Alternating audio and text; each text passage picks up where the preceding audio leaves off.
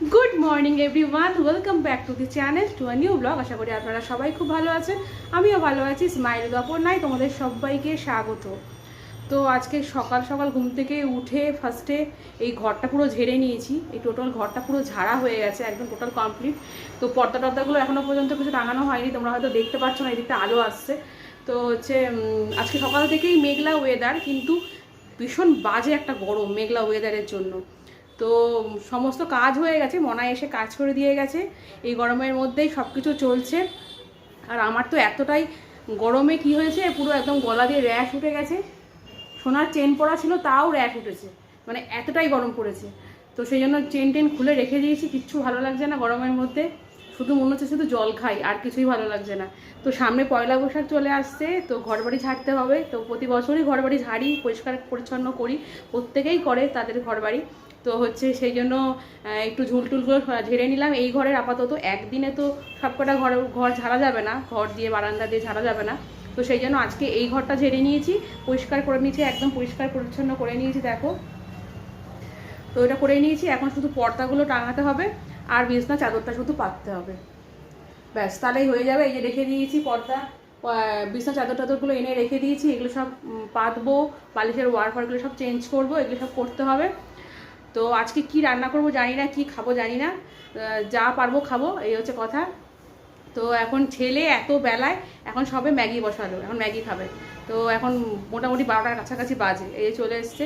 গরমের মধ্যে বলছি চুলটা কেটে আয়, চুলটা কেটে আয়, কিছুতেই চুলটা কাটছে না। চুল কাটার কথা বললাম, যেন চলে গেল। তা কাটাবো, কালকে চুলটা কাটিয়ে নিয়ে আসবো। আমি সাথে করে না নিয়ে বেরোলে পরে ওর চুল কাটানো হবে না। আর এত গরম পড়েছে, আমাদেরই মনে হচ্ছে যেন বয়স কাট করে ফেলি চুল টুল। তো এরকম অবস্থা। কিন্তু এই বয়সে তো বয়স কাট করলে মানাবে না, সেই জন্য লোকে ব্যঙ্গ করবে, সেই জন্য করা যাবে না। তো হচ্ছে সেই জন্য এইভাবেই থাকতে হবে। তো বা দিন বা উল্টোপাল্টা কথা বেশি বলে ফেলছি। তো চলুন সঙ্গে থাকুন, সারা দিনটা কি করি না করি সবটাই শেয়ার করবো। ম্যাগি বানানো কমপ্লিট, এই যে নিয়ে এসছে সেদ্ধ ম্যাগি মশলা দিয়ে, সেদ্ধ ম্যাগি মশলা দিয়ে বানিয়ে নিয়ে এসছে। তো এখন খাবে এটাও। আর এই যে আমাদের নিঙ্কি বসে আছে, নিঙ্কু, ওই দেখো ওই দেখো ওই দেখো, নিঙ্কু মা, তুমি বল খেলছিলে, দাদার সাথে বল খেলছিলে, তুমি দাদার সাথে বল খেলছিলে। আজকে মেঘলা ওয়েদার।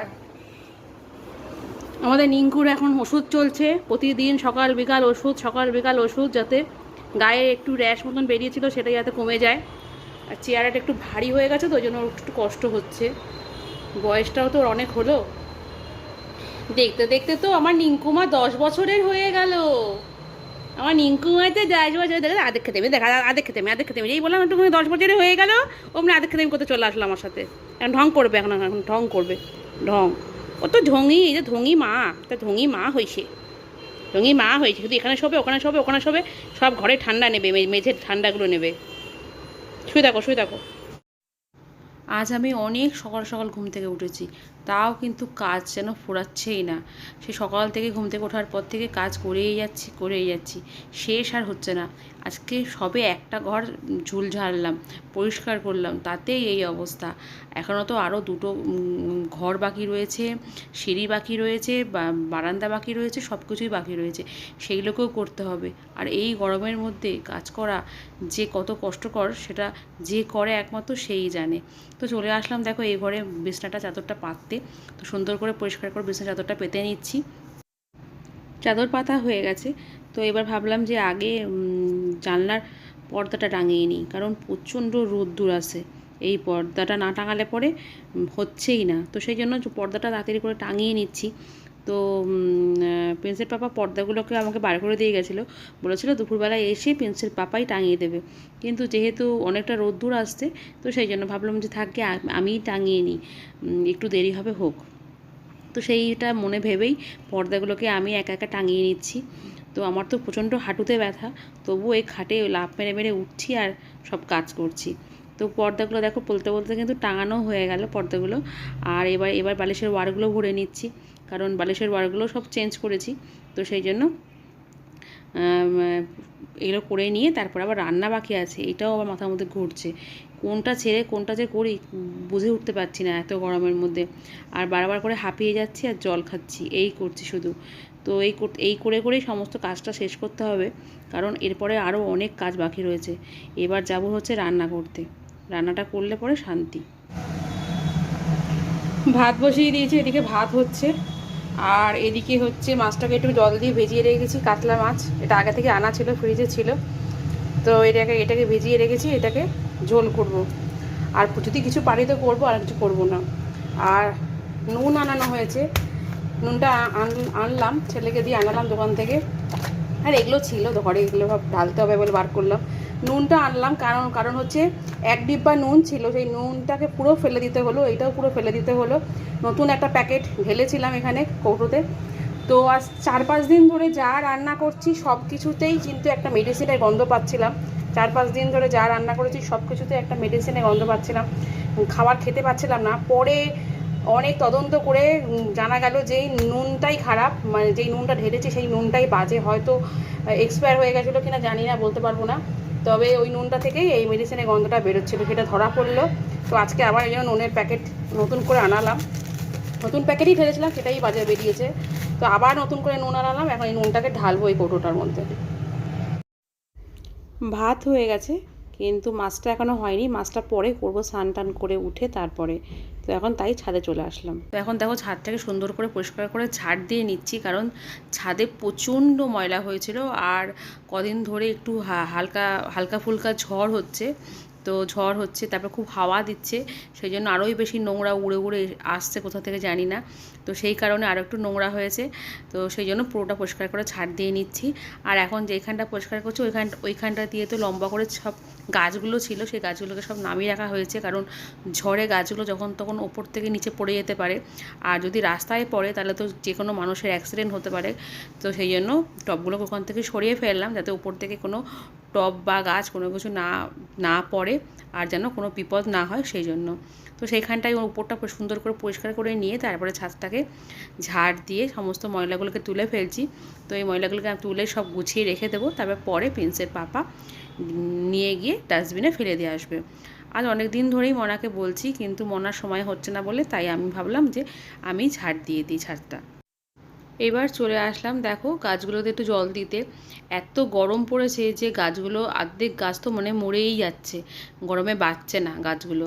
তো সকাল বিকাল জল দেওয়া হয়, তো প্রিন্সের পাপা জল দেয়, কিন্তু আজকে আমি যেহেতু ছাদটা পরিষ্কার করলাম, করে ছাদটাকে জল দিয়ে ধুয়েও দিয়েছি, তারপরে ভাবলাম যে এই ফাঁকে গাছগুলোতে জলও দিয়ে যাই, কারণ 3টে সাড়ে 3টে তো বেজেই গেছে।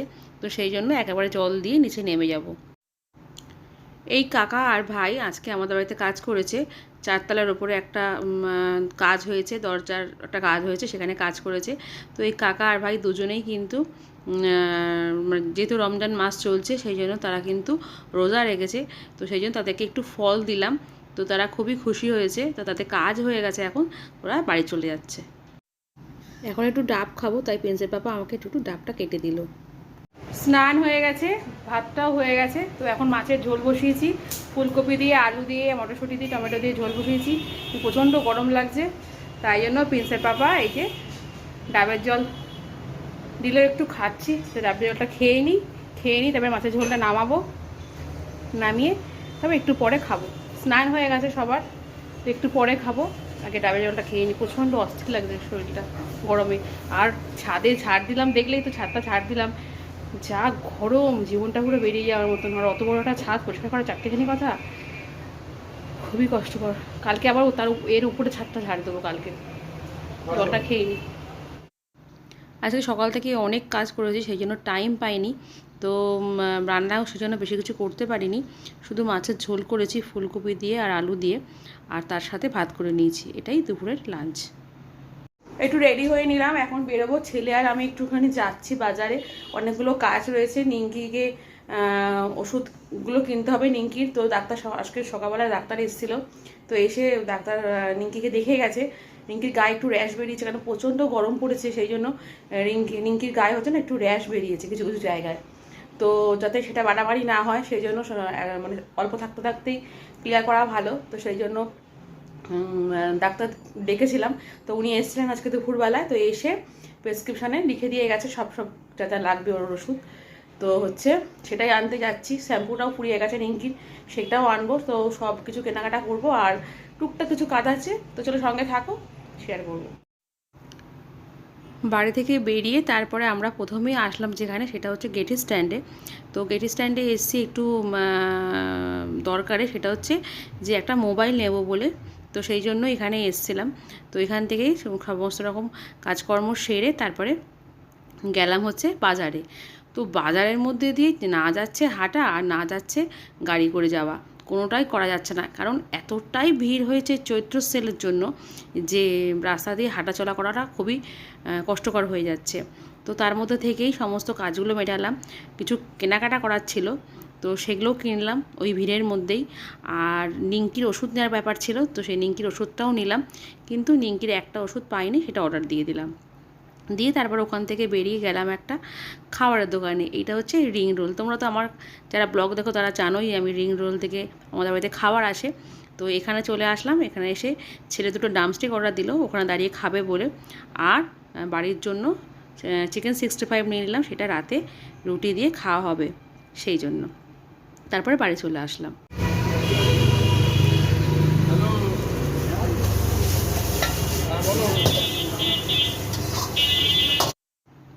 অনেকটাই রাত হয়েছে, তো এখন খেয়ে শুয়ে পড়বো খাওয়া দাওয়া করে। চিকেন 65 এনেছিলাম বললাম তোমাদেরকে, তো সেটাই বার করে নিলাম। তো এখন খাওয়া দাওয়া করে ঘুমিয়ে পড়বো, কারণ সারাদিন ধরে অনেকটা পরিশ্রম হয়েছে, সেই জন্য আর শরীরে আর দিচ্ছে না। তো এখন খেয়ে ঘুমিয়ে পড়বো। তো আজকের ব্লগটা এই পর্যন্তই রাখছি। সারাদিনের ব্লগটা তোমাদের যদি ভালো লেগে থাকে তাহলে একটা লাইক করো, কমেন্টস করো, প্লিজ আমাকে সাবস্ক্রাইব করো। আমার বকবক এখানে শেষ করছি, কালকে ফিরে আসছে একটা নতুন ব্লগের সাথে। ততক্ষণের জন্য তোমরা সবাই সুস্থ থেকো, ভালো থেকো। Good night.